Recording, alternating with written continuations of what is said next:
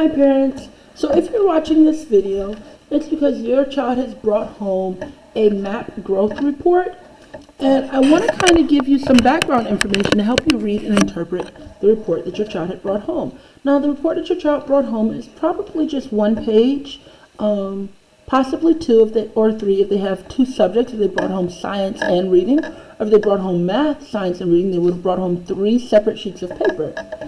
And so that sheet of paper is about their results on the NWEA growth test. Now these growth tests, they span the 2nd through 5th grade skills and content. So if your 4th grader is taking a math test, an NWEA growth math test for the very first time, they will be given questions at a lower or higher level based on how they're answering and responding. And so if your child is very, very strong in math, they might score. They might be given questions on 5th grade level on topics in math that are determined to be at a 5th grade level. If your child is scoring poorly, they might be given questions from early 4th grade, late 3rd grade, middle 3rd grade, early 3rd grade, like that, because the test is adaptive and it is trying to see what they can do and where their strengths and weaknesses are and kind of pinpoint, okay, what are they struggling with?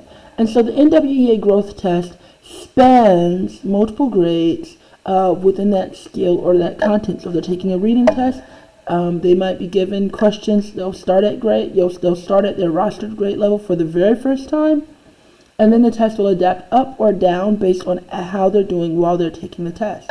Now the NWEA test will compare apples to apples. It does compare your child to similar students. And so students who have the same number of weeks of instruction, students who are in the same grade, and more importantly, students who started in the same place. So when they take that growth test the second time, their scores are compared nationwide, or can be compared nationwide, to other students who have taken the test for the second time, after roughly the same number of weeks of instructions. And so the NWEA test is very good about comparing apples to apples. And more importantly, the NWEA is not state specific. And so it's not just a test, it's not a test that the state of Florida endorses, it's not a state test that the state of Georgia endorses, it's not state specific. I don't know what the acronym NWEA stands for, like off the top of my head. But many of the states do have their own state-specific standardized tests. Like in Texas, they'll give the TEX. In Illinois, they give the I-STEP. In Florida, we give the FAST test. Used to be called the FSA or the FCAT. And so the NWEA growth tests are not state-specific. They are taken around the country. They are taken in other countries. It's just an adaptive computerized test that students can take. And the NWEA test is kind of like a personalized checkup. And so, hey, you go and the doctor measures you and takes into account your medical history and your family history and things like that. So the NWEA is very personalized to your student. We do use the NWEA to help inform us on what to teach and how to teach, and let us know what your child might need challenge in. Hey, they're really strong in this particular subject. So, we can start challenging them at the next level. Or, hey, I see that this skill is kind of a little bit of weakness for them. So maybe we should support them and give a little bit more explicit instruction and some more repetitions and practice with this particular skill. So NWEA is very personalized. The next test that we use at the school is the FAST test. Now, the FAST tests are specific to the state of Florida. The FAST tests do measure mastery topic by topic within the subject and the grade. So on your 4th grade math test, if you're taking the 4th grade FAST math, you're only going to be given 4th grade level math questions. There's never going to be a 2nd grade math question. There's never going to be a 5th grade math question. The questions can vary in complexity, and so you might get a challenging 4th grade problem. You might get a moderate 4th grade problem. You might get a easy 4th grade problem. But they're all going to be 4th grade problems. And then, of course, the FAST test covers only the current grade. And so it's never going to go up or down. but the complexity of the problem that they're given may vary, because the FAST test is also adaptive. It will, if they're doing really well, it says, hey, let me see if you could take, oh really, you could answer that question, great. Okay, so let's see, can you apply that same concept and do it now for decimals? Or hey, you did so good with that area calculation. Could you do this problem where calculating the area is just a part of the process? And so that's the FAST test.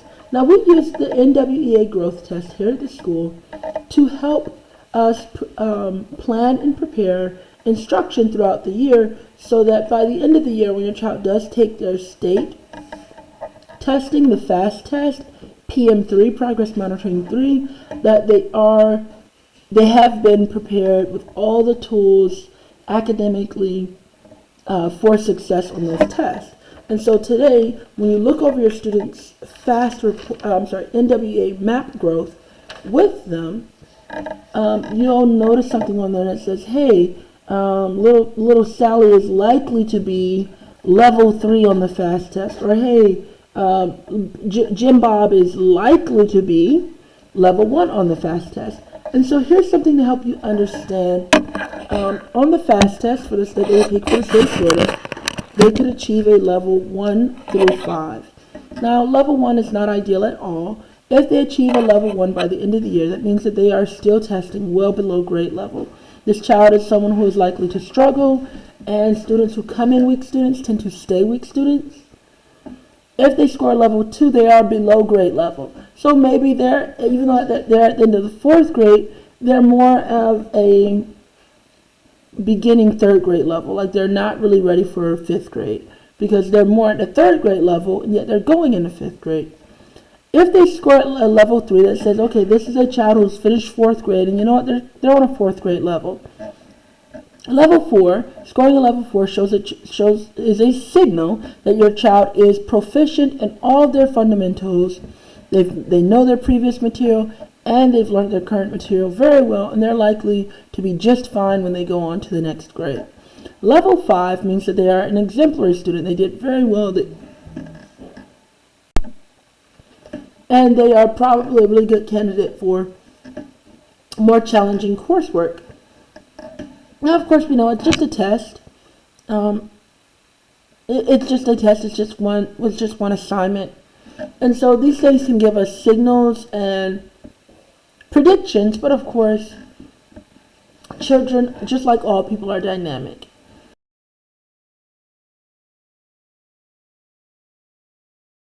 So let's take a look now at your child's winter map growth report. So all names have been obscured. So at the top, there's just an introduction, and they do take a minute to highlight what do achievement and growth mean. Okay, and so achievement is how well your child has learned the skills in a subject compared to similar students nationwide. So if your child is in the 4th grade, their scores are being compared to other 4th graders. If your child is a 5th grader who started school a month late, their scores will be compared to other 5th graders who started school about a month late. And so they do work very hard to compare the students to similar students, meaning kids with the same starting RIT score, so kids who started roughly the same place, who have had the same number of weeks of instruction and are in the same grade. So your 2nd grader, no matter how well they score, their grades will always be compared to other 2nd graders who scored very, very well. Your 10th grader, his or her grades, results will always be compared to other 10th graders. And so even though the MAP tests do span different grade bands, your child's performance will always be measured against other children. So that's the apples to apples part of these tests. Now, as you see, there are 2 parts. There's the growth and the achievement level. And so achievement says, hey, this is how well Johnny is doing as a student. So if your child is in the 5th grade, this is how well Johnny does as a 5th grader. And then growth says, hey, this is how much they're learning this year. And so here is a student who has average achievement, but they're kind of a high average achievement. And there's this little number here. If your child has been taking these tests for a while, with the same testing entity, like on the same campus, then there'll be a trend line here that shows you, hey, in fall of 2023 school year, they scored this. In winter, they scored that. And now, so this would be their winter of their previous grade. So if this is a fourth grader's report, this is how they did in the winter of third grade. And then this little line up here shows you your exact child's performance. And the dotted line in the background tells you this is how most kids with their same profile performed. And so here we see the student compared to their peers who have also been in the same grade for the same number of weeks. Most of their peers are achieving right around here, and this individual, we'll call him Jim Bob. Here, Jim Bob is actually scoring a little bit higher than his peers on a national scale. And then let's take a look at Jim Bob's growth. Now, Jim Bob has actually grown a lot. He's growing a lot faster than the other little Jim Bobs around the country. And so from fall of 2024 to winter of 2024, they've actually grown, their growth actually measures in the 89th percentile, which means that if you took all of the students who had taken the same test under the same conditions and put them in a line, one being the worst and the 99th being the best, your kid would actually be 89th in line. When it comes to percentiles, the higher the number, the better. And so this is a child who, even though they're an average student, they're actually growing really, really fast. And down here you'll see where it says Jim Bob is likely to be level 3 on the FAST if taken in spring of 2025. So this little Jim Bob is currently on the trajectory to score a level 3, which means that they're on the trajectory to end on grade level. Okay. Here we have Sally. Now Sally does not have previous tests on this campus, and so Sally's data, as you see, there's not a trend line for Sally, but we do still see a trend line for the national average achievement of Sally's peers. That marker's broken. And so again, this is how well Sally did. And this little black line down here is how well most of the kids that have Sally's same profile performed. And so because Sally has not taken this test in the past with this campus, there is no growth there's no growth data. We can't say, hey, based on how they did in the fall and how they did this winter, this is where we think. However, using the achievement of Sally, they said, hey, Sally's likely to be level 3 on the FAST if taken in spring 25. So if Sally stays on the same track, by the end of the year, Sally is likely to be on grade level. Now, here's another student. Okay, this is Davy. Now, Davy's profile, Davy has low average achievement and high growth. So this means that Davy does not usually test as a strong math student. So Davy's not a strong math student. This down here, because Davy's achievement is low, this is where Davy is testing. And this is where most of Davy's peers are testing. And so Davy is not doing as well as the average. Davy still has room to grow. However, we can see here that Davy has very high growth compared to their peers. And so Davy is really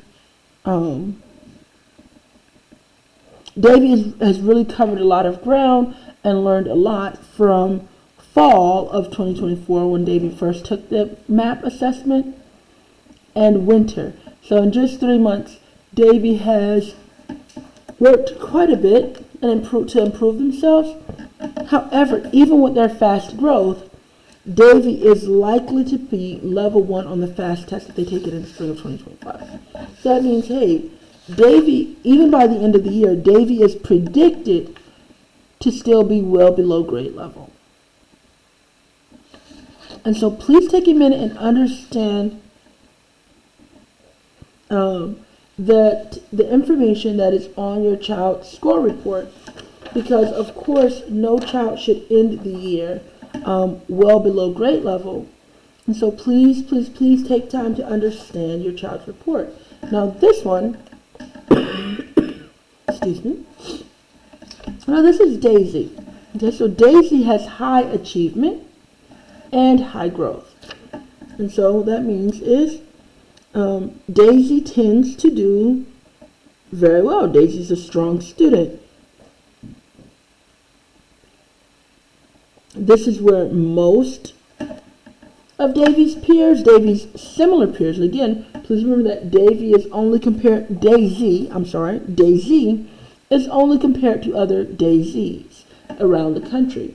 And you'll notice that the trend numbers on each graph, just to show you, the trend numbers on each graph are different because each child on the MAP growth test are compared to other children, apples to apples. And so here we have 178 to 223. Here we have 173 to 218. And here we have 178 to 238. So please pay close attention on both their math, on their math, their reading, and their science score reports, so that you have an idea of what you're looking at. So here we have Daisy, who has high achievement as well as high growth. And so this is where most of Daisy's high achieving peers were. And this is where Daisy, stop that. And this is where Daisy achieved. And then as far as growing, many times students who are capable of being top of the class, it's very difficult to get them to grow because they can be perceived as not needing as much instruction, not needing as much of the teacher's energy. So definitely be on the lookout for this, because if your child is a high achiever, you definitely want to make sure that you are enriching and challenging them beyond the classroom and outside of class, as well as supplementing the challenging work that your child's teacher should be trying to provide them with. And then on top of being a high achiever, Daisy is also growing really, really fast. And so most of the other Daisies around the country have grown this much. Daisy is growing over here, and so it's definitely one of those things where the rich gets richer and the poorest get poorer, academically speaking. It is predicted that Daisy will score a level 5 on the FAST test if Daisy takes it in the spring of 2025.